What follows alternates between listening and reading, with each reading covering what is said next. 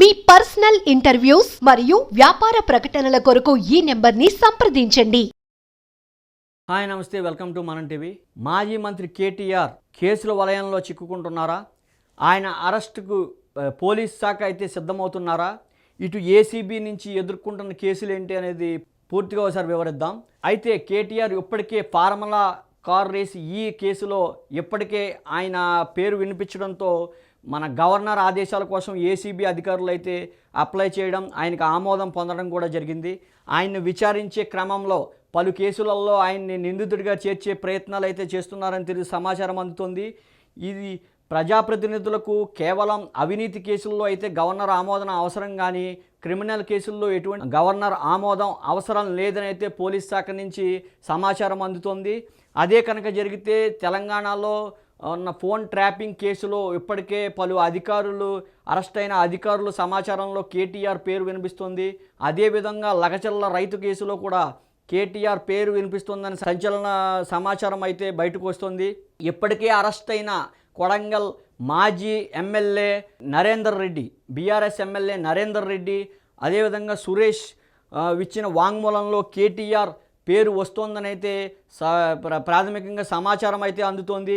ఇదే కనుక జరిగితే కేటీఆర్ కేసుల వలయంలో చిక్కుకోవడం తప్పదని, సోమవారం ఎదుర్కొంటున్న ఏసీబీ కేసును అడ్డుగా చేసుకుని మిగిలిన వరుస కేసుల్లో మిగిలిన నోటీసులు అందుతాయైతే పోలీస్ శాఖ నుంచి సమాచారం అందుతోంది.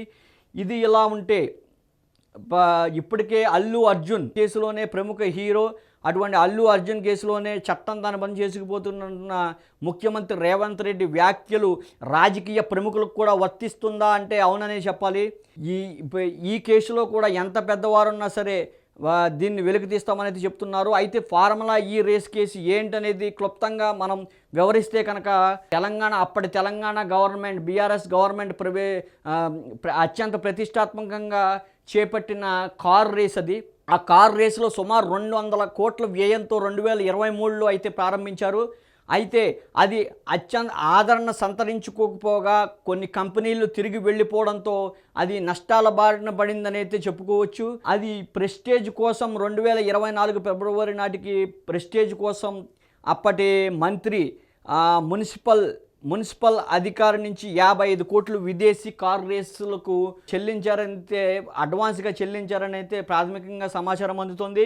ఆ 55 కోట్ల మళ్లింపుపై ఇప్పుడు కేటీఆర్ కేసుల్లో ఈ ప్రాథమికంగా విచారణకు దారితీసిందని అయితే చెప్పుకోవచ్చు. ఇది ఫార్ములా ఈ కేసు రేస్ అసలు అవినీతి కేసు ఎలా ఉన్నా మరొక క్రిమినల్ కేసుల్లో కూడా కేటీఆర్ను నిందితుడిగా చేర్చే ప్రయత్నం అయితే జరుగుతోందని స్పష్టంగా తెలుస్తోంది. ఆ విధంగా జరిగితే తెలంగాణలో ఏ పరిణామాలు చోటు చేసుకుంటాయి, అది కాంగ్రెస్ గవర్నమెంట్కి అది ఏ రకంగా ప్లస్ అవుతుందా మైనస్ అవుతుందా అని తెలియాలంటే మరి కొద్ది రోజులు వేచి చూడాలి.